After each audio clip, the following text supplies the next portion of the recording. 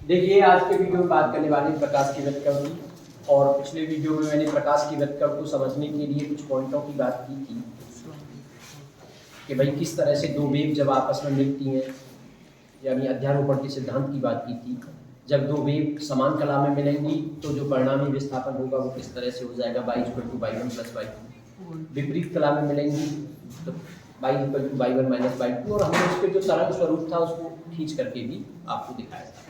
उसके बाद कला संबद्ध स्रोत। देखिए, व्युत्क्रम के लिए जो नेसेसरी कंडीशन है, जो आवश्यक शर्त है, वो ये है कि व्युत्क्रम तभी होगा जब जो स्रोत आप ले रहे हो, यानी प्रकाश की जो तरंगें आ रही हैं जिन स्रोतों से आ रही हैं, वो स्रोत कला संबद्ध स्रोत होने चाहिए, कोहेरेंट सोर्स होने चाहिए। इसका मतलब ये है उनकी जो तरंगें हैं उनकी आवृत्ति समान हो, तरंग दैर्ध्य समान हो और उनके बीच में जो कलांतर है वो नियत रहना चाहिए। कला असंबद्ध स्रोत क्या होता है? अलग अलग स्रोतों, दो अलग अलग स्रोत लेकर के हम कला संबद्ध कैसे नहीं हो सकते, वो उस बात को भी हमने एक्सप्लेन किया था। और कौन कौन से स्रोत हमें लेने चाहिए जो कि कला संबद्ध बन सकते हैं, उस चीज को डिस्कस किया। अब बात करते हैं प्रकाश की व्यतिकरण की। तो देखिए, प्रकाश के व्यतिकरण में क्या है, यहाँ हम प्रकाश के व्यतिकरण की बात करते हैं और 11th में बात की थी ध्वनि तरंगों के व्यतिकरण की। अब ध्वनि तरंगों का जो व्यतिकरण था वो क्या था, उस बात को थोड़ा समझिए। जैसे मान लीजिए कोई हॉल है और हॉल में कोई प्रोग्राम चल रहा है, मान लीजिए मैं ही बोल रहा हूं, तो क्या होता है, कुछ पॉइंट ऐसे होते हैं, यानी कुछ श्रोता जो बैठे हुए हैं ऐसे कि उन पर जो आवाज पहुंच रही होगी वो तेज पहुंच रही होगी और कुछ जगह पर जो आवाज पहुंच रही होगी वो कम पहुंच रही होगी। अब होता कैसे है, एक तो सीधे मान लीजिए हम बोल रहे हैं तो वो तरंग पहुंच रही है और दूसरा किसी दीवार वगैरह से टकरा करके तरंग आ रही है। और जब दोनों तरंगें आपस में मिली तो अध्यारोपण की वजह से परिणामी तरंग बन गई और परिणामी तरंग बनने की वजह से कुछ जगहों पर तो तीव्रता अधिकतम हो गई और कुछ जगह पर तीव्रता न्यूनतम हो गई। तो ये जो घटना हो जाती है, किस चीज की घटना, यानी अगर आप ध्वनि तरंगों की बात कर रहे हैं तो ध्वनि कुछ पॉइंटों पे अधिकतम हो गई और कुछ पॉइंटों पे न्यूनतम हो गई। और प्रकाश तरंगों की बात कर रहे हो तो प्रकाश की तीव्रता कुछ बिंदुओं पर अधिकतम हो गई और कुछ बिंदुओं पर न्यूनतम हो गई। तो ये जो घटना होती है इसको कहते हैं व्यतिकरण। मतलब सीधा सा है, जब दो या दो से ज्यादा प्रकाश तरंगें आपस में अध्यारोपित होती हैं, मिलती हैं, तो परिणामी तरंग भाई प्रेजेंटेंट बनेगा।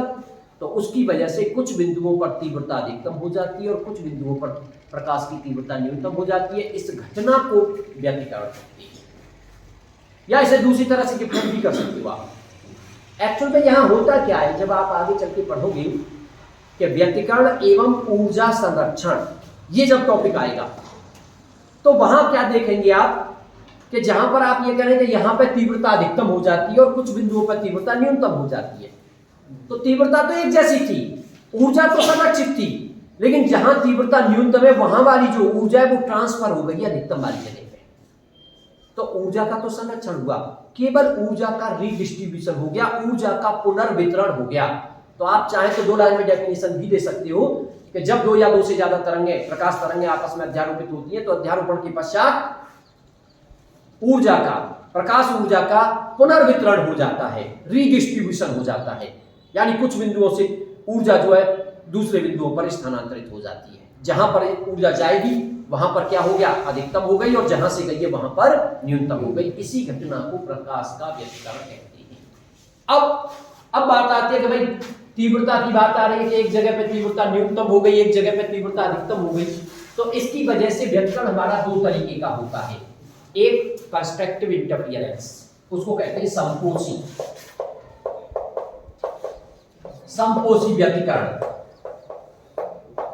और दूसरा डिस्ट्रक्टिव इंटरफियरेंस, विनाशी व्यतिकरण।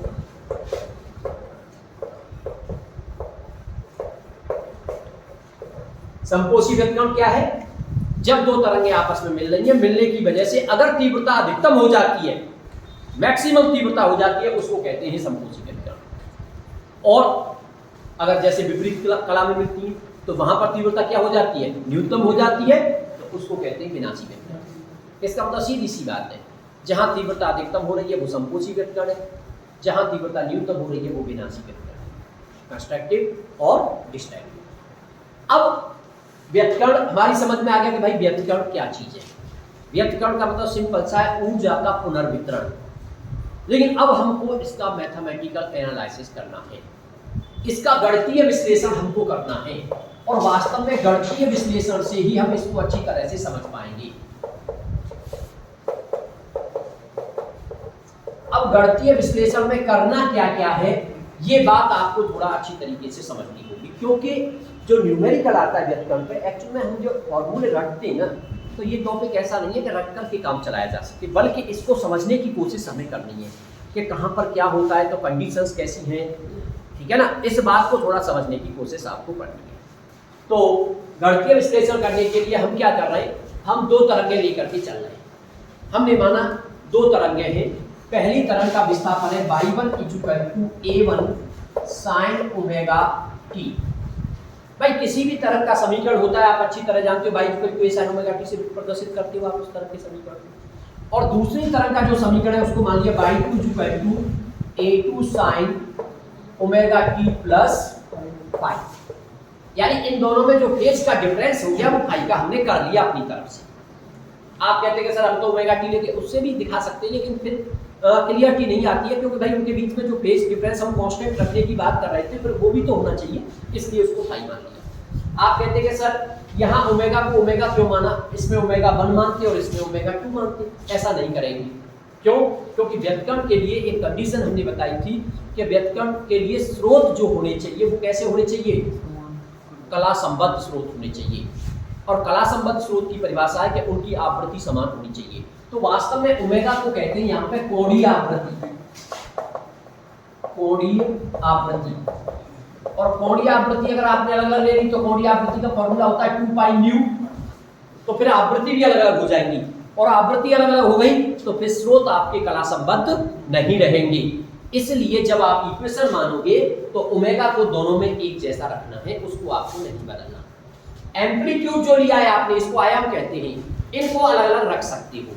अगर इनको भी एक कर लेंगे तो भी कोई परेशानी नहीं होती, लेकिन ये नेसेसरी कंडीशन में नहीं आता है कला संबद्धि में कि उनके आयाम समान होने चाहिए, बल्कि केवल ये था आवृत्ति समान, तरंग दैर्घ्य समान।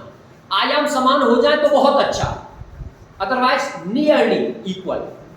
उसमें आता है कि भाई अगर आप सस्टेन्ड इंटरफियरेंस पैटर्न की बात करेंगे, कि ऐसा इंटरफियरेंस पैटर्न जो बहुत अच्छी तरह से क्लियरली आपको दिखता है, तो उसके लिए जरूर कंडीशन है कि आयाम इक्वल और नियरली इक्वल होने चाहिए। तो वो चीज मैं कभी बताऊंगा आपको बाद में। फिलहाल हम उनको इक्वल नहीं लेकर के चल रहे, नियरली इक्वल। नियरली इक्वल का मतलब a1 और a2 की वैल्यू लगभग पास है, लेकिन है अलग अलग, ऐसा लेकर के हम चलते हैं।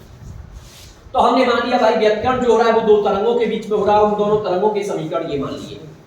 अब अध्यारोपण का सिद्धांत क्या कहता है? अध्यारोपण का सिद्धांत कहता है कि जो परिणामी तरंग बनेगी तो उसका जो विस्थापन होगा y, तो y इक्वल टू हो जाएगा y1 प्लस y, और भी होती तो y1 plus y2 plus y3, इस तरह से आप उसको शो करते। तो आपने मान लिया भाई y equal to y1 plus y।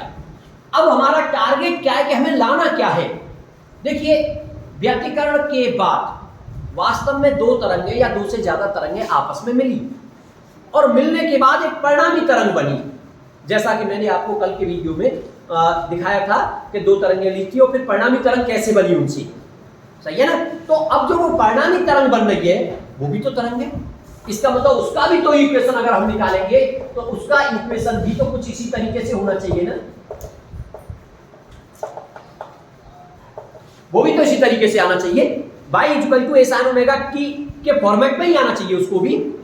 बस इतना हो सकता है कि भाई उसके y विस्थापन अलग होगा, उसका आयाम जिसको मैंने कैपिटल A लिख दिया वो अलग होगा, सही है ना। ओमेगा t तो होगा वही, लेकिन थीटा यानी उसका जो कलांतर आएगा दोनों तरंगों में से किसी एक के साथ में वो कुछ अलग आएगा। इसका मतलब ये है कि इसमें इन दोनों वैल्यू को रख करके ऐसे सॉल्व करो कि उसका इक्वेशन भी इस फॉर्मेट में आ जाए। पहला टारगेट हमारा ये है, बात समझ रहे हो कि नहीं? यानी हमें इन वैल्यूज को पुट करना है। तो y इक्वल टू y1 की जगह पे लिख दिया a1 sin omega t plus a2 sin omega t plus phi। और अब कुछ इस तरीके से सॉल्व करना है कि ये दोनों मिलकर के एक ही इक्वेशन बन जाए, कुछ इस तरीके का जो मैं वहां पर शो कर रहा हूं। y equal to a sin omega t के फॉर्म में ऐसे हमें सॉल्व करना है। तो चलिए सॉल्व करते हैं आगे। अब अगर आप इसे सॉल्व करेंगे तो y is equal to a1 sin omega t sin omega t plus इसमें क्या कर सकते हैं भाई a2 sin a plus b।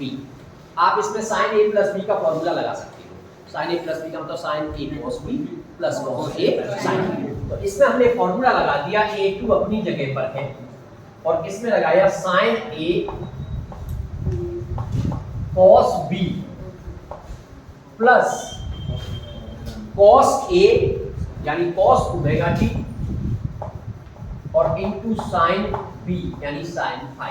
लेकिन a2 का दोनों में मल्टीप्लाई था तो आप चाहो तो इसको ब्रैकेट में लिख लीजिए या चाहो तो a2 का दोनों में फिर मल्टीप्लाई कर दीजिए। तो आपने अभी कुछ नहीं किया, केवल इसमें sin a प्लस b का फॉर्मूला लगा।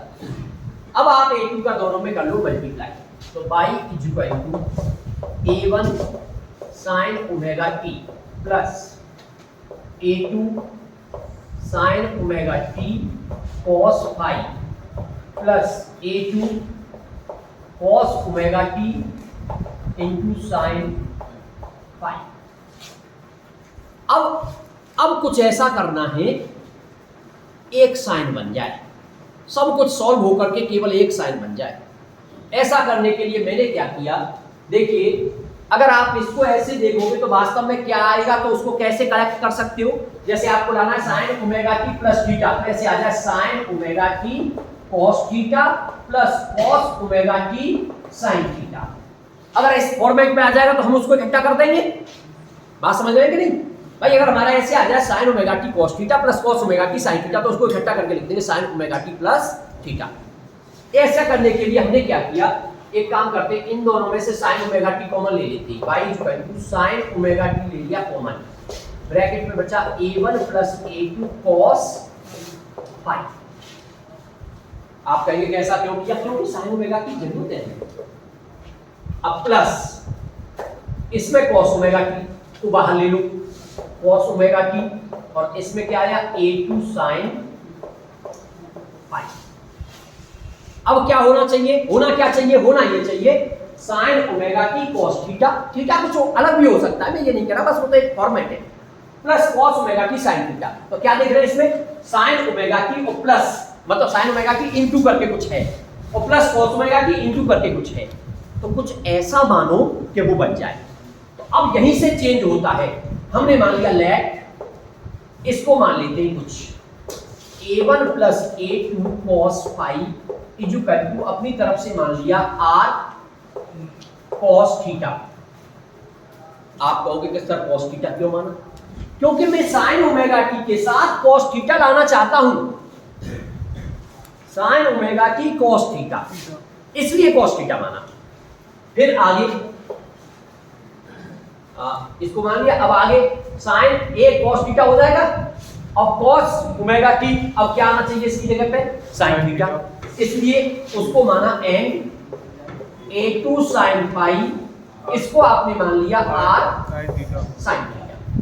ये अपनी तरफ से मान लिया हमने। क्यों मान लिया? क्योंकि प्रॉब्लम हमारी सॉल्व हो जाए और जो दो वेव के इक्वेशन चल रहे थे आपस में मिलकर के उसको एक वेव के इक्वेशन में कन्वर्ट किया जा सके।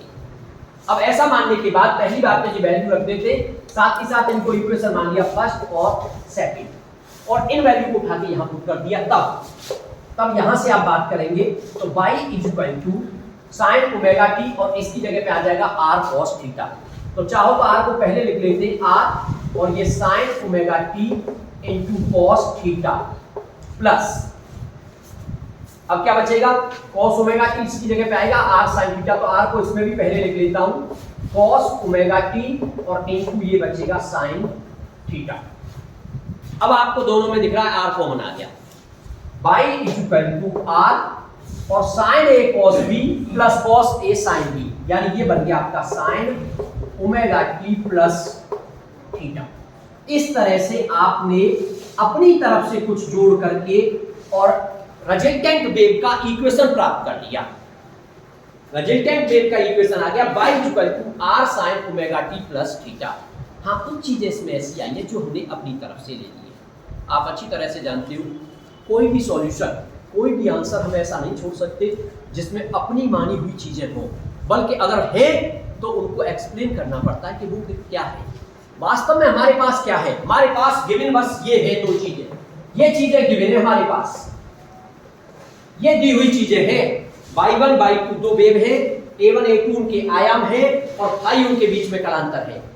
जो भी आंसर आपको लाना है वो इनके क्रम में आना चाहिए, इसलिए आंसर को हम अपनी तरफ से मानी हुई चीजों में नहीं छोड़ सकते। और अगर कोई आंसर ऐसा आया है तो फिर एक्सप्लेन करना पड़ेगा इन्हीं के क्रम में, इन्हीं के पदों में निकाल करके लाना पड़ेगा उन चीजों को। तो फिलहाल हम कहते हैं भाई ये परिणामी तरंग का समीकरण है, ये परिणामी तरंग का जो विस्थापन होता है ना उसका समीकरण हमारे पास आ गया है। जो तरंगें आपस में अध्यारोपित हुई उसके बाद जो परिणामी तरंग बनी उसका समीकरण हमारे पास आ गया। लेकिन दो चीजें लगाएंगे, एक तो आर और एक थीटा। आर क्या है? आर को कहोगे परिणामी तरंग का आयाम, तो आर यहां पे परिणामी तरंग का आयाम है, और थीटा को कहोगे उसका कलांतर, और वो भी किसके साथ? पहली वाली तरंग के साथ, क्योंकि उसका ओमेगा टी है और इसका ओमेगा टी प्लस थीटा है। तो यहां थीटा कलांतर है, वो भी पहली तरंग के साथ, दूसरी के साथ नहीं है, क्योंकि दूसरी के साथ कलांतर निकालोगे तो फिर तो कुछ अलग ही आएगा। तो पहली तरंग का ओमेगा टी है तो वहां ओमेगा टी प्लस थीटा, तो थीटा कलांतर है पहली वाली तरंग के साथ। इसलिए अब हमारी ये मजबूरी हो जाती है और ये आवश्यक भी हो जाता है कि हम आर की और थीटा की वैल्यू निकालें, और वो भी किन के पदों में? a1 a2 या फाई के पदों में, क्योंकि यही चीजें गिवन है हमारे पास। और उसे निकालने के लिए, इसको तो चलो समीकरण नंबर 3 मान लेंगे, और उसे निकालने के लिए वही समीकरण काम करेंगे जिनसे हमने माना था उसको। और देखिए मैथमेटिक्स के लिए भी मैं बता देता हूँ, उस तरह की चीजें पहले काफी आती थी। जब भी आपको लगे कि एक साइड में एक इक्वेशन में r cos थीटा और दूसरे इक्वेशन में r sin थीटा, r का मतलब मेरा कॉमन चीज, इसमें भी वो कॉमन है cos थीटा के साथ और sin थीटा के साथ भी कॉमन है, और आप वहां पे उसकी वैल्यू निकालना चाहते हो, एक ही तरीका होता है, स्क्वायर करके ऐड कर दो, क्योंकि cos square theta plus sin square theta 1 हो जाता है, उसकी वैल्यू निकल करके आ जाती है। तो हम r भी तो निकालना चाहते हैं, हम परिणामी तरंग के आयाम को निकालना चाहते हैं। अब उसको निकालने के लिए हमारे पास सिंपल तरीका, समीकरण 1 और 2 का वर्ग करके जोड़ दो। तो अब आप क्या करेंगे? समीकरण 1 का वर्ग प्लस समीकरण 2 का वर्ग, समीकरण 1 और 2 का वर्ग करके आप जोड़ोगे। तो मैं एक काम कर देता हूं, LHS को तो RHS को तो LHS की तरफ, क्योंकि जिसकी वैल्यू हमें निकालनी होती है नॉर्मली हम उसको लेफ्ट हैंड साइड में लिख लेते हैं। तो जब इनका वर्ग करके जोड़ेंगे तो इधर ये आ जाएगा r square cos square theta plus r square sin square theta equal, वर्ग करके जोड़ रहे हैं तो इसका वर्ग और इसका वर्ग करके इस साइड में लिख दिया है, और इन दोनों का वर्ग करके उस साइड में लिख देंगे। तो उस साइड में क्या आ जाएगा? a1 plus a2 cos phi का होल स्क्वायर और प्लस a2 sin फाई का होल स्क्वायर। इन दोनों में r स्क्वायर कॉमन ले लो, तो r स्क्वायर कॉमन आ गया, cos square theta plus sin square theta क्या हो जाएगा? 1 हो जाएगा। तो r स्क्वायर इक्वल, अब इसका होल स्क्वायर खोलोगे आप, इसका होल स्क्वायर खोलेंगे तो ये a1 square plus a2 square cos square phi plus twice a1 a2 cos phi और प्लस ये a2 square sin square phi. अब इसमें cos स्क्वायर और sin स्क्वायर वाले टर्मों को देखो, उन दोनों में से a square a2 square common आ रहा है, और cos square phi plus sin square phi 1 हो जाएगा। तो आप जब इसे सॉल्व करेंगे तो r square equal to a1 square plus इन दोनों में से a2 स्क्वायर कॉमन आ गया, इसकी वैल्यू हो जाएगी 1, और प्लस बचेगा twice a1 a2 cos phi, और मुझे r चाहिए था तो r इक्वल टू रूट के अंदर a1 square plus a2 square plus twice a1 a2 cos phi. इस तरह से एक चीज निकाल दी आपने। जो परिणामी तरंग आई थी हमें उसकी दो चीजें चाहिए थी, क्योंकि दो चीज हमने अपनी तरफ से मान ली थी, एक r और एक थीटा। उसमें से r को हमने डिफाइन कर दिया, r निकल के आ गया किस किस के पदों में? a1 a2 और फाई, जो कि गिवन होता है हमारे पास। इसका मतलब परिणामी तरंग का जो आयाम आया है वो रूट के अंदर a1 square plus a2 square plus twice a1 a2 cos phi. और आप, ये कोई नई चीज नहीं है, आप थोड़ा सा अगर जाएं 11th में, दो वेक्टरों को जब हम जोड़ते थे और दो वेक्टरों को जोड़ने के बाद उनका परिणामी जब निकालते थे, रिजल्टेंट जब निकालते थे, तो r इक्वल टू रूट में a square plus b square plus 2ab cos theta, इस तरह से फॉर्मूला वहां आया करता था। और उसी तरीके से यहाँ पे परिणामी तरंग के आयाम का फॉर्मूला आ गया है, और ये फॉर्मूला आपको याद रहना चाहिए। ठीक है, अब बात आती है कि भाई थीटा को और निकालिए। थीटा को निकालने का मतलब देखिए, जब भी हम एंगल निकालते हैं नॉर्मली हम एंगल को हमेशा tan के पदों में निकालते हैं। आपने देखा होगा जब भी किसी चीज़ की डायरेक्शन निकाली जाती है, डायरेक्शन निकलवाई जाती है, तो हम किसके टर्म में निकालते हैं उसको? थीटा के पदों में निकालते हैं, और वो भी tan के पदों में। तो tan के पद के लिए अगर आप इक्वेशन सेकंड में इक्वेशन फर्स्ट का डिवाइड करोगे तो डेफिनेटली tan आ जाएगा आपका, r से r कैंसिल हो जाएगा। तो अब आप क्या कर दोगे आगे? समीकरण 2 में समीकरण 1 का भाग लेने पर, तो समीकरण 2 में आप समीकरण 1 का भाग लगा दोगे। आपने डिवाइड कर दिया भाई, r से r कट गया, sin theta upon cos theta, ये हो गया आपका tan थीटा। तो tan theta is equal to हो जाएगा a2 sin phi upon a1 plus a2 cos phi।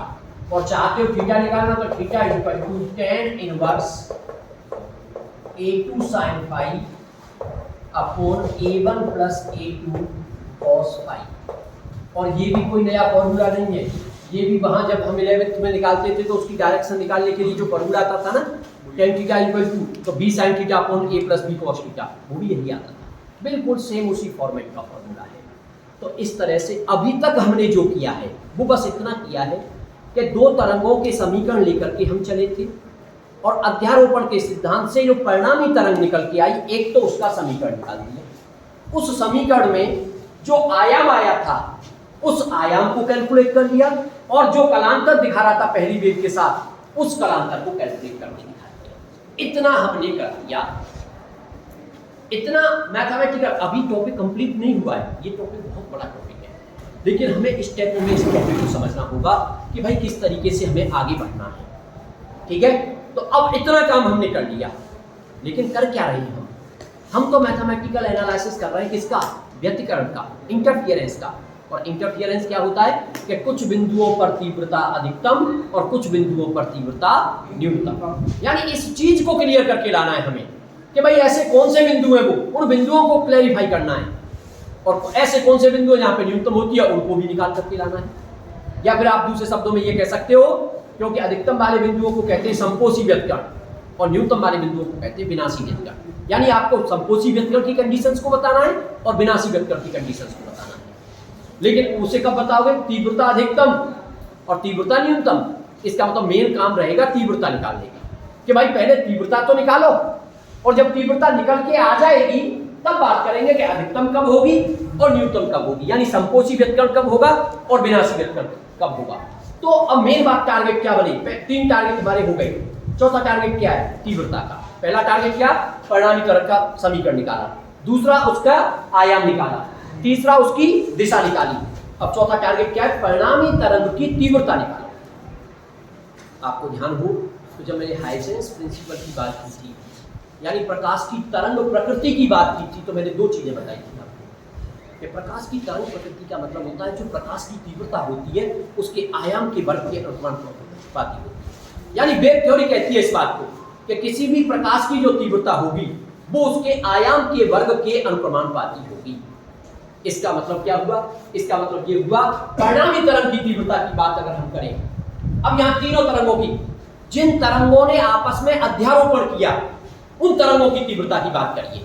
तो पहली तरंग क्या थी? फिलहाल मैं बात करता हूं तीव्रता की। अब पहली तरंग क्या थी हमारी? y1 = a1 sin omega t। तो अगर आप उसकी तीव्रता की बात करोगे तो i1 = प्रोपोर्शनल a1², क्योंकि उसका आयाम a1 माना था आपने। तरंग प्रकृति बता रही है कि तीव्रता जो होती है आयाम के वर्ग के अनुपाती होती है, और आप यहां से अगर इंप्लाई दैट करके जानना चाहेंगे तो i1 की वैल्यू हो जाएगी ka1²। ये चीज निकल के आएगी पहली तरंग की तीव्रता। दूसरी तरंग के लिए बात करोगे तो i2 = प्रोपोर्शनल a2²। तो i2 की जो वैल्यू हो जाएगी वो हो जाएगी ka2²। लेकिन हम किसकी निकालना चाहते हैं? परिणामी तरंग की तीव्रता। अब आप परिणामी तरंग की बात करोगे, परिणामी तरंग की तीव्रता, और देखिए उसे भी कई पदों में निकालेंगे। परिणामी तरंग की तीव्रता अपनाना चाहते हो तो अकॉर्डिंग टू वेव थ्योरी जो परिणामी तरंग की तीव्रता होगी I = प्रोपोर्शनल r², क्योंकि उसका जो आयाम है वो r है। अब आप इस तीव्रता को मान लीजिए किसके पदों में लाना चाहते हो? आप पहले वाली जो दोनों तरंग है ठीक उनके आयामों के पदों में लाना चाहते हो, यानी a1 और a2 के पदों में, तो इसके r की वैल्यू पुट कर देना। आप इस r की वैल्यू पुट कर दोगे तो i इक्वल टू, पहले तो लिख दोगे imply that i equal to k r square, और i इक्वल टू k अपनी जगह पे r स्क्वायर की वैल्यू लगा दो। r स्क्वायर की वैल्यू है a1 स्क्वायर, रूट हट जाएगा जब r स्क्वायर करोगे तो a1 square plus a2 square plus twice a1 a2 cos phi. तो इस तरह से आपने परिणामी तरंग की तीव्रता को निकाल दिया आयाम के पदों में। हालांकि अभी ये फॉर्मूला भी आगे चल के थोड़ा सा चेंज करेंगे हम, लेकिन उस बात जब बाद में ही करेंगे। फिलहाल अभी और आगे बढ़ते हैं।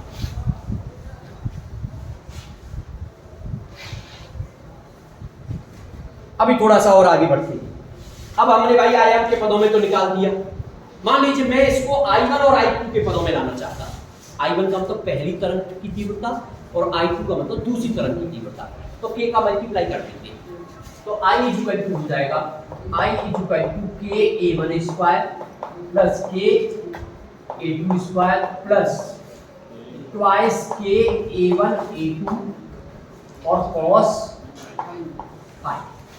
अब यहां से बदलने का काम करना है हमें, तो k a1 स्क्वायर की जगह पे क्या लिख देंगे, k a2 स्क्वायर की जगह पे I2, तो I equal to I1 plus I2 plus, अब यहां थोड़ा सा काम करना पड़ेगा। एक बात बताओ, ये जो k है ना, k a1 a2, यहां पे मैं रूट ले लूं अगर इसका, तो रूट I1 की वैल्यू कितनी हो जाएगी, रूट I1 की वैल्यू ये हो जाएगी रूट में k a1 बाहर आ जाएगा, रूट k a1। देखो रूट में I1 की वैल्यू क्या हो जाएगी, रूट k a1, क्योंकि a1 स्क्वायर है तो a1 आ जाएगा। इसका मतलब अब ये है हमारा। अब मैं इसको ऐसे लिख दूं, 2 रूट k a1 और इंटू रूट k a2 और इंटू cos फाई। तो कोई परेशानी, मैंने कुछ नहीं किया है, केवल उस k को रूट के इंटू रूट के लिख दिया है, और रूट के इंटू रूट के हो जाता है, कोई फर्क नहीं। उससे फायदा हमें क्या हुआ है, क्योंकि रूट के a1 को I1 लिख देंगे और रूट के a2 को I2 लिख देंगे, तो टोटल फॉर्मूला हमारा कन्वर्ट हो जाएगा तीव्रता में। तो I equal to I1 plus I2 plus 2, और ये हो जाएगा रूट I1 और ये रूट, तो रूट के अंदर I1 I2 और इंटू cos फाई। इस तरह से आपने परिणामी तरंग की तीव्रता को निकाल दिया है, और वो भी किसके पदों में, पहली और दूसरी तरंगों की तीव्रता के पदों में। ये भी परिणामी तरंग की तीव्रता है, लेकिन वो पहली दूसरी तरंग के आयाम के पदों में है और वो तीव्रताओं के पदों में है। तो इस तरह से आप फॉर्मूला टाइप करके ले आए हो। अब आपका ये चौथा काम कंप्लीट हो गया। यानी आपने क्या किया, यहाँ आपने मैथमेटिकल एनालिसिस में दो तरंग लेकर के पहले उनका परिणामी तरंग का समीकरण निकाला, फिर उस समीकरण में उसके आयाम आया, आयाम का फॉर्मूला निकाला, कलांतर आया, कलांतर का फॉर्मूला निकाला। अब आपने परिणामी तरंग की तीव्रता निकाल दी। इतना काम हो गया। अब थोड़ा सा काम और बचा है, और वो थोड़ा सा काम क्या है कि भाई तीव्रता कब अधिकतम होगी और कब न्यूनतम होगी। यानी आप ये बताना चाहते हो कि संपोषी व्यतिकरण कब होगा और विनाशी व्यतिकरण कब होगा, उस चीज की कंडीशन निकालना चाहते हो, और उस कंडीशन में तीव्रता की वैल्यू कितनी आएगी, ये चीज भी आप निकालना चाहते हो। एक्चुअल में वहां भी हमें तीन चीजों पर फोकस करना होगा, लेकिन टॉपिक थोड़ा बड़ा है, इसलिए हम स्टेपों में समझेंगे उस चीज को कि करना क्या है। सबसे पहले टारगेट क्या होना चाहिए, लाना क्या क्या है।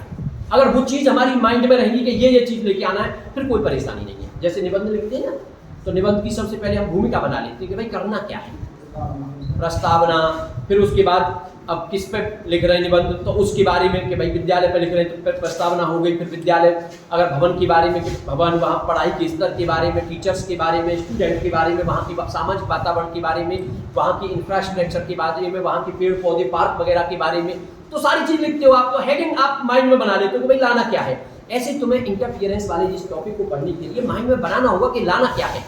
पहले परिणामी तरंग का समीकरण लाना है, फिर उस समीकरण में आयाम आ जाएगा तो उसको लाना है, उसके कलांतर को लाना है, परिणामी तरंग की तीव्रता लानी है। अब परिणामी तरंग की तीव्रता को अधिकतम दिखाना है और न्यूनतम दिखाना है। अब ये दो काम करने हैं आपको, ठीक है ना। तो अब आगे बढ़ते हैं।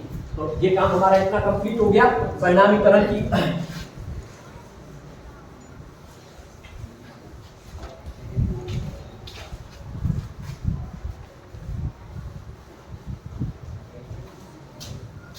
अब हम बात करते हैं परिणामी तरंग की जब तीव्रता आ गई, अब हम बात करते हैं अधिकतम तीव्रता की, और अधिकतम तीव्रता को ही कहते हैं संपोषी व्यतकरण।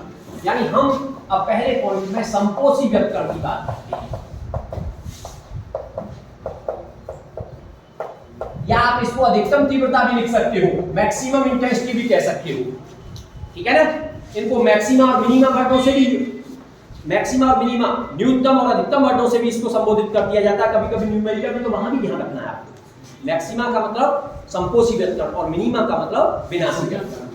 अब देखिए सिंपल सी बात है भाई, संपोषी व्यतकरण का मतलब अधिकतम तीव्रता, यानी आपको चाहिए यहां आई मैक्सिमम। और आप ये अच्छी तरह से जानते हो कि अगर कोई फॉर्मूला, कोई समीकरण कॉस पर या साइन पर डिपेंड करता है और आप उसका अधिकतम मान जानना चाहते हो, तो एक ही बात है, साइन और कॉस में जो मैक्सिमम वैल्यू होती है वो 1 होती है। आप जानते हैं इस बात को अच्छी तरह से। साइन और कॉस की जो मैक्सिमम वैल्यू होती है वो 1 होती है। इसका मतलब हमारी जो आई डिपेंड कर रही है वो कॉस फाई पे डिपेंड कर रही है। अगर यहां cos फाई की जगह 1 लग जाएगा तो हमारा जो व्यतकरण है वो संपोषी व्यतकरण हो जाएगा, यानी तीव्रता का मान अधिकतम आ जाएगा। तो आई मैक्सिमम के लिए cos फाई इक्वल टू हो जाएगा 1। तो ये तो हो गई कंडीशन।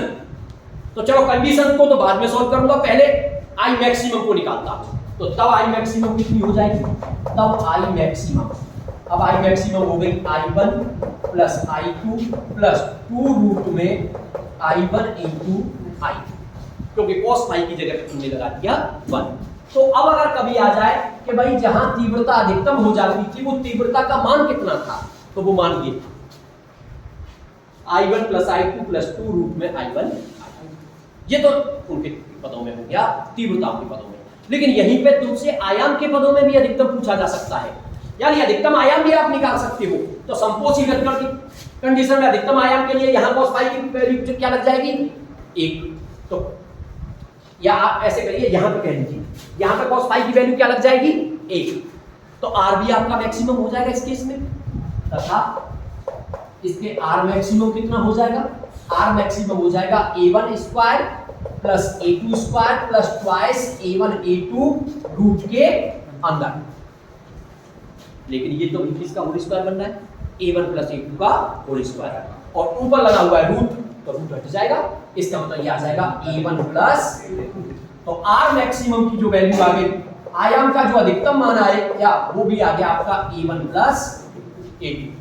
और अगर आप i को लाना चाहते हो इसके पदों में, तो आपका तब i क्या हो जाएगा, तब i मैक्सिमम कितना हो जाएगा, i मैक्सिमम होता है k r मैक्सिमम का स्क्वायर, जैसे कि आपने यहां पे पढ़ा था अभी थोड़ी देर पहले। और आप उसको लिख सकते हो k a1 प्लस a2 का होल स्क्वायर। ये तीव्रता का एक और फॉर्मूला आ गया। तो तीव्रता ये भी है और तीव्रता ये भी है। ये जो तीव्रता है ये परिणामी तरंग की तीव्रता, लेकिन परिणामी तरंग की तीव्रता नहीं है। ये परिणामी तरंग की तीव्रता वो भी कब, जब व्यतकरण अधिकतम है, जब संपोषी व्यतकरण है उस केस में। तो वो एक तो तीव्रताओं के पदों वाला ये है और आयाम के पदों वाला ये हो गया k a1 प्लस a2 का होल स्क्वायर। बात क्लियर? यानी हमें सब चीजों को समझना है कि तीव्रता को तीव्रताओं के पदों में भी निकालना है और तीव्रता को आयाम के पदों में भी निकालना है। जरूरत किसी की भी पड़ सकती है हमें। अब थोड़ा सा आगे बढ़ते हैं। तो ये तो बात हो गई भाई तीव्रता की। अच्छा एक और चीज, कभी कभी ऐसे और लिख देते क्वेश्चन, जैसे ये I1 plus I2 plus 2 root में I1 I2। आप चाहो तो इसको एक तरीके से ऐसे और लिख सकते हो, रूट के अंदर I1 प्लस रूट के अंदर I2 का होल स्क्वायर। देख लो करके, a1 स्क्वायर यानी रूट I1 का स्क्वायर करोगे तो I1 आ जाएगा, रूट I2 का स्क्वायर करोगे तो ये आ जाएगा, और 2a1 a2 तो ये आ जाएगा। तो ऐसे भी लिखा हुआ दिख सकता है आपको, तो ये भी ठीक है भाई। तो ये हो गया संपोषी व्यतकरण में दो चीजें हुई अभी संपोषी व्यतकरण में, केवल तीव्रता को बताया है आपने, बस इतना है। तीव्रता को आपने एक तो तीव्रताओं के पदों में बताया है, एक आयाम के पदों में बताया है। अब थोड़ा सा आगे बढ़ते हैं और अब बात करते हैं कंडीशंस की, कि भाई संपोषी व्यतकरण हुआ कब है। बात अगर कंडीशन किया जाए तो वो केवल तुम्हें पता है कब हुआ है, जब cos फाई की वैल्यू 1 आई है।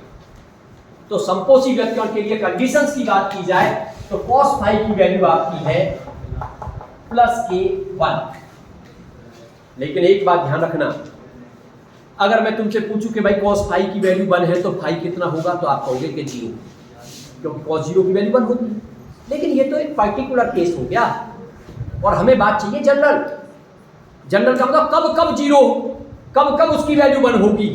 तो 0 पे 1 हो सकती है, 2 पाई पे 1 हो सकती है, 4 पाई पर 1 हो सकती है, 6 पाई पर 1 हो सकती है। आपको ध्यान हो तो मैंने आपको बीच बीच में जब मैं पढ़ाता था तो इंपॉर्टेंट बात बताई थी, बहुत इंपॉर्टेंट काम की बात। मैंने एक चीज कही थी कि साइन n पाई हमेशा 0, साइन n पाई हमेशा 0, साइन 1 पाई 2 पाई 3 पाई 4 पाई 100 पाई 1000 पाई 99 पाई 0, आंख बंद करके 0 लिख दो। फिर मैंने कहा था cos n पाई, cos n पाई को एक बार कहा था +1 और एक बार कहा था -1। +1 कब कब था, जब n की वैल्यू 0 2 4 6 8 और -1 कब था, जब n की value 1 3 5 7 even number, odd number. सही है ना। इसका मतलब तो ये हो गया कि cos 0, cos 2 पाई, cos 4 पाई, cos 6 पाई, cos 8 पाई वैल्यू 1 आएगी। तो कुल मिला के जनरल बात करें तो अगर cos फाई इक्वल टू +1 है तो फाई इक्वल टू हो गया 2n पाई। ये जनरल बात आ गई आपकी, जहां पे n की वैल्यू है 0 1 2 3 4 डॉट। अब आप देख लीजिए करके, अब बात समझ में आ गई थी। यानी आपको ये चीज पता होनी चाहिए, ये बहुत इंपॉर्टेंट बात है कि भाई संपोषी व्यक्तिगण के लिए जो कलांतर हमारा है फाई वो कितना होगा, और उसको निकालोगे कहां से, cos फाई की वैल्यू 1 से निकालोगे। तो कलांतर फाई की वैल्यू 2n पाई होनी चाहिए, जहां n की वैल्यू 0 से शुरू है, क्योंकि अगर आप 0 लगा दोगे तब भी 1 आएगा cos 0 की वैल्यू 1। अब n की जगह 1 लगाओगे तो 2 पाई हो जाएगा, तो cos 2 पाई भी 1, 2 लगाओगे तो 4 पाई हो जाएगा तब भी 1, और सभी के लिए 1 आ जाएगा। तो एक जनरल बात आ गई निकल करके। तो कंडीशन की अगर हम बात कर रहे थे तो ये कंडीशन आपको ध्यान रखनी है, लेकिन केवल इस कंडीशन से बात काम नहीं चलेगा, क्योंकि ये कलांतर है। कलांतर के साथ साथ एक शब्द और आता है, उसको बोलते हैं पथांतर। कलांतर का मतलब कला का अंतर, और पथांतर का मतलब होता है पथ का अंतर। पथ मतलब मान लो 2 तरंगें गई, एक तरंग वहां से आई, एक तरंग यहां से आई, तो दोनों दूरी चल के आ रही है ना, तो उसने कितनी दूरी तय की और उसने कितनी दूरी तय की, उन दोनों के पथों में जो अंतर है उसको कहते हैं पथांतर। और वास्तव में एक रिलेशन होता है जो कलांतर और पथांतर को, और ये बहुत इंपॉर्टेंट रिलेशन है, तो उसको आप थोड़ा सा ध्यान रखें। देखिए फाई इक्वल टू होता है 2 pi upon lambda into x। कुछ बुकों में ऐसे भी हो जाता है, फाई को डेल्टा फाई लिख देते हैं और 2 पाई अपॉन लैम्डा और x को डेल्टा x लिख देते हैं। बात एक ही है, फाई लिख दो डेल्टा फाई लिख दो, इन दोनों का मतलब है कलांतर, और x लिख दो डेल्टा x लिख दो, इन दोनों का मतलब है पथांतर। यानी ये एक ऐसा फॉर्मूला है तुम्हारे पास, अगर तुम्हें कलांतर पता है तो तुम पथांतर निकाल सकती हो, और अगर तुम्हें पथांतर पता है तो कलांतर निकाल सकती हो। इसका मतलब अब मैं पथांतर की बात करना चाहता हूं यहां पे। अब मैं संपोषी व्यक्तिगण के लिए कितना पथांतर होगा, दोनों जो वेव्स हमने ली थी उनके बीच में, उस चीज को निकालना चाहते हैं हम। तो पथांतर निकालने के लिए हम इसी फॉर्मूले को लगा देंगे, phi equal to 2 pi upon lambda into x, और x की वैल्यू निकालेंगे। तो फाई की जगह पे लिख दिया हमने 2n pi, 2n pi equal to 2 pi upon lambda into x। 2 pi से पाई और 2 कट गए, लैम्डा इधर चला गया, x की वैल्यू आ गई n लैम्डा। ये आपके पास निकल के आ गया कि अगर पथांतर n लैम्डा होगा तो हमारा व्यक्तिगण कैसा होगा, संपोषी व्यक्तिगण होगा। ये चीज हमें ध्यान रखनी है। यहां पर एक चीज और समझ लीजिए, n की वैल्यू कहां से शुरू हो रही है, n की वैल्यू 0 1 2 3 4 डॉट डॉट डॉट। आप चाहे वैल्यू की, तो वैल्यू की बात करें तो 0 lambda 2 lambda 3 lambda 4 lambda dot dot dot. इतने पथांतर के लिए हमेशा क्या बनेगा, संपोषी व्यक्तिगण बनेगा। यानी दोनों तरंगों के बीच में अगर इस तरह का पथांतर आएगा तो जनरल फॉर्मूला आपको ये याद रखना है, बहुत इंपॉर्टेंट पॉइंट है, और कलांतर के लिए ये याद रखना है, ये भी बहुत इंपॉर्टेंट है। तो संपोषी व्यक्तिगण में हम कितना समझे, तो देखिए बात जब संपोषी व्यतिकरण की आ रही है तो संपोषी व्यतिकरण में भी फिर हमें समझना है कि क्या क्या निकाला। संपोषी व्यतिकरण का तो हमने उस तीव्रता को अधिकतम दिखाना था, तीव्रता को अधिकतम दिखाया यानी cos फाई की वैल्यू 1 लगा दी। लेकिन केवल इतने से ही काम नहीं किया, हमने आयाम को भी अधिकतम दिखाया। तो आयाम के फॉर्मूले में भी हमने cos फाई को 1 लगाते हुए अधिकतम आयाम निकाला और फिर तीव्रता को आयाम के पदों में निकाला। तो दोनों बातें समझनी है कि तीव्रता तीव्रताओं के पदों में भी निकाली जाए और आयाम के पदों में भी निकाली जाए। अब कंडीशन की बात आई, कंडीशन में कि भाई ऐसा कब कब हुआ, तो ऐसा तो cos फाई इक्वल टू 1 पे हुआ है। लेकिन cos फाई तो बने तो फाई क्या होना चाहिए, जनरल बात करें। आप तो अगर कोई न्यूमेरिकल आता फाई इक्वल टू 0 लेके कनेक्ट काट देते हैं बस। लेकिन हमें जनरल बात करनी है कि केवल 0 से काम नहीं चलाना, 0 के अलावा और क्या क्या हो। तो 0 के अलावा 2 पाई हो, 4 पाई हो, 6 पाई हो, यानी 2n पाई। तो जनरल बात की जाए तो फाई इक्वल टू 2n पाई के लिए जो हमारा कलांतर आएगा, कलांतर भी एक तरह से मैक्सिमम होगा, तीव्रता भी मैक्सिमम होगी, यानी व्यतिकरण हमारा संपोषी व्यतिकरण होगा।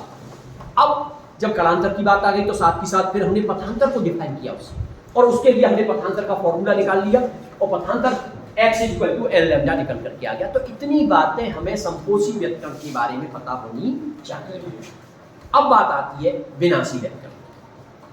अब विनाशी व्यतिकरण की जब बात आती है तो कुछ नहीं करना है आपको, बस भाई विनाशी यानी जहां पर आप अधिकतम की बात कर रहे थे अब आपको न्यूनतम की बात करना है।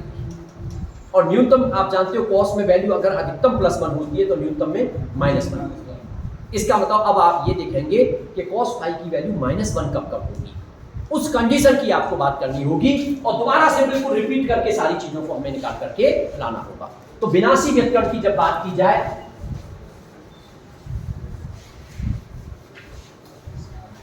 विनाशी व्यतिकरण के लिए हम cos फाई को -1 लेकर के चलेंगे।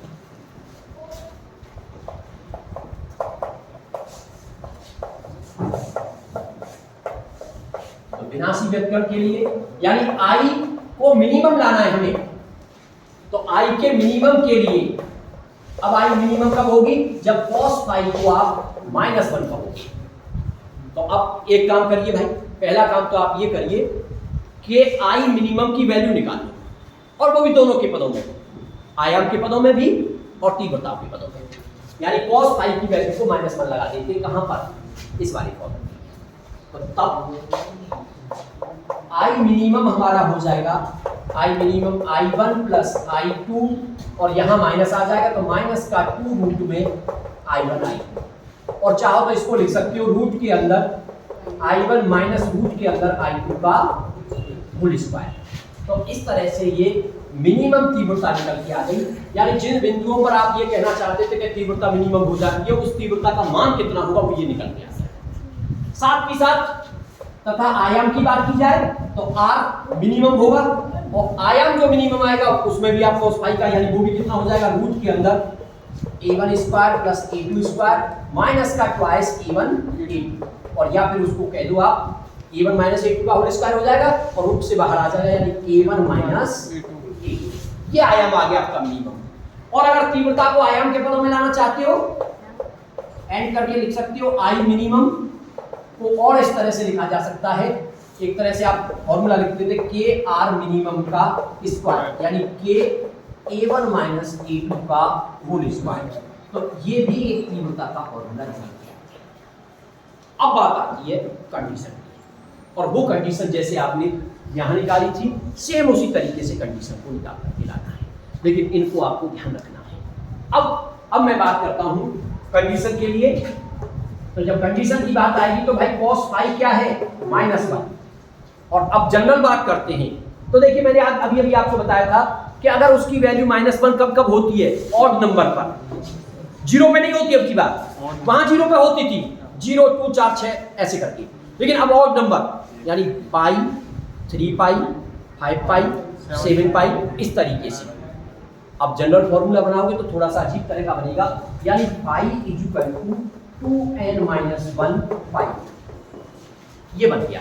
आप करके देख सकते हो, जहां n की वैल्यू होगी 1 3 5 7 डॉट रख के देखो, n इक्वल टू 1 लगाओ तो 2 माइनस 1 यानी 1 पाई, यानी पाई आ गया, cos पाई -1, बिल्कुल सही, कोई दिक्कत नहीं। 3 लगाओ, 3 दूनी 6, अच्छा, इसका ऑर्डर, इसको एक काम करिए 1 से लेके क्रम से ही लो, क्योंकि उसमें भी हमने क्रम से लिया है ना, 2 लगा दिया ना भाई, यहाँ भी 0 1 2 3, तो यहाँ लीजिए 1 2 3 4 5 6 7, यानी पाई की वैल्यू थी पाई 3 पाई 5 पाई 7 पाई, लेकिन नंबर हमारा जब हमने ये फॉर्मूला ले लिया तो नंबर में n की वैल्यू जो आई वो 1 2 3 ही रही, 0 नहीं आया बस। अब लगाइए 1 लगाओगे 2 - 1 पाई, 2 लगाओगे 4 - 1 3 पाई, ऐसे ही आगे लगाते चले जाओगे। तो इसके लिए अब आपको ये वाला फॉर्मूला याद रखना है कि भाई इतने पाई के लिए जो हमारा व्यक्तकरण होता है वो विनाशी व्यक्तकरण होता है, यानी तीव्रता का मान न्यूनतम आता है। लेकिन अब इसको कलांतर को भी लाना पड़ेगा, और कलांतर लाने के लिए वही फॉर्मूला हमारे पास, तो फॉर्मूले में लगाएंगे तो पाई की जगह पर 2n - 1, ये तो पथांतर हो गया, और 2n - 1 pi equal to 2 pi upon lambda into x। एक पाई से पाई कट जाएगा, x की वैल्यू निकालेंगे तो ये आ जाएगा 2n - 1 और लैम्डा बाई 2, ये नीचे चला जाएगा, ये निकल गया। यानी इतने पथांतर के लिए, पथांतर की इस वैल्यू के लिए हमारे पास जो विनाशी व्यक्तकरण आएगा, लेकिन n की वैल्यू यहाँ 0 से शुरू नहीं होगी, 1 2 3 4 डॉट और लगा के चेक कर लो, 1 लगाओ तो 2 में से 1 गया तो 1, यानी ये आ गया, x की वैल्यू आ गई लैम्डा बाई 2, दोबारा लगा 2 तो 3 लैम्डा बाई 2, फिर 5 लैम्डा बाई 2। इस तरह के पथांतर के लिए हमारे पास जो व्यक्तकरण आएगा वो विनाशी व्यक्तकरण निकल गया। तो कुल मिलाकर के जो टॉपिक हमारा आया, देखिए बड़ा टॉपिक है, लेकिन समझने की कोशिश करनी है और स्टेपों को समझने की कोशिश करनी है। पहले मैं एक बार स्टेप रिपीट कर रहा हूं। सबसे पहले 2 तरंगें हैं, उन दोनों तरंगों से परिणामी तरंग का समीकरण निकालना। चूंकि समीकरण में जो आयाम आया और कलांतर आया वो हमारा माना हुआ आ गया, इसलिए उन दोनों की वैल्यू निकाली। 3 काम हो गए, परिणामी तरंग का समीकरण, उसका आयाम और उसका कलांतर। फिर परिणामी तरंग की तीव्रता निकाली। कहां से निकाली? हम जानते हैं किसी भी तरंग की जो तीव्रता होती है वो आयाम के वर्ग के अपक्रमानुपाती होती है, वहां से हमने निकाली। तो तीव्रता को पहली जो दोनों तरंगें ली थी उनकी तीव्रताओं के पदों में भी निकाला, और उन दोनों तरंगों के आयाम यानी a1 और a2 के पदों में भी निकाला। फिर कंडीशन, संपोषी व्यक्तकरण की कंडीशन। संपोषी व्यक्तकरण का मतलब जब हमारी तीव्रता अधिकतम हो जाए, जब आयाम अधिकतम हो जाए, और वो डिपेंड कर रहा है cos फाई पे। इसका मतलब cos फाई की वैल्यू +1 हो जाए, क्योंकि +1 वैल्यू cos में मैक्सिमम वैल्यू होती है। तो उसको लेते हुए तीव्रता का अधिकतम का फॉर्मूला निकाला, और दोनों तरीके में I1 I2 के पदों में भी निकाला और आयाम के पदों में भी निकाला। फिर कंडीशन कि अगर cos फाई की वैल्यू 1 है तो फाई कितना होगा, और उसकी जनरल बात की जो कि 2n पाई आया, और साथ ही साथ उसको कलांतर कह रहे हैं, तो कलांतर के साथ साथ पथांतर को भी समझाया, जो कि रिलेशन है phi 2 pi upon lambda into x से x की वैल्यू निकाली, जो कि x = l लैम्डा आया। लेकिन ध्यान ये रखना, यहाँ संपोषी व्यक्तकरण में जो n की वैल्यू शुरू होती है वो 0 से शुरू होती है, 0 1 2 3 4 तक। और फिर यही काम फिर आपने विनाशी व्यक्तकरण के लिए किया। विनाशी व्यक्तकरण का मतलब तीव्रता का न्यूनतम होना, आयाम का न्यूनतम होना, और न्यूनतम तब होता है जब cos फाई की वैल्यू -1 हो जाए। तो cos फाई की वैल्यू -1 के लिए तीव्रता को निकाला फॉर्मूला, तीव्रता का फॉर्मूला तीव्रताओं के पदों में, फिर आयाम के पदों में, और फिर कंडीशन निकाली कि भाई cos फाई की वैल्यू -1 है तो फाई कितना होगा, फाई को रख दिया, लेकिन n की वैल्यू 1 से शुरू है यहाँ पे, और दोबारा में फिर पथांतर निकाला, पथांतर भी निकल के आ गया 2n - 1 लैम्डा बाई 2। तो ये चीजें हमें पता होनी चाहिए। बड़ा टॉपिक है, थोड़ा सा बैठ करके एक तो अपना चार्ट बनाए कि भाई हमें लाना क्या क्या है, और फिर 1-2 बार लिख करके प्रैक्टिस करें, डेफिनेटली माइंड में रहेगा। अगर ये टॉपिक आपके माइंड में रहा तो इंटरफियरेंस का कोई क्वेश्चन आपका गलत नहीं हो सकता है। बस उसके लिए अब ज़्यादा जरूरत नहीं है, आपको 1-2 फॉर्मूले समझने की और जरूरत पड़ेगी, और कोई भी न्यूमेरिकल आसानी से सॉल्व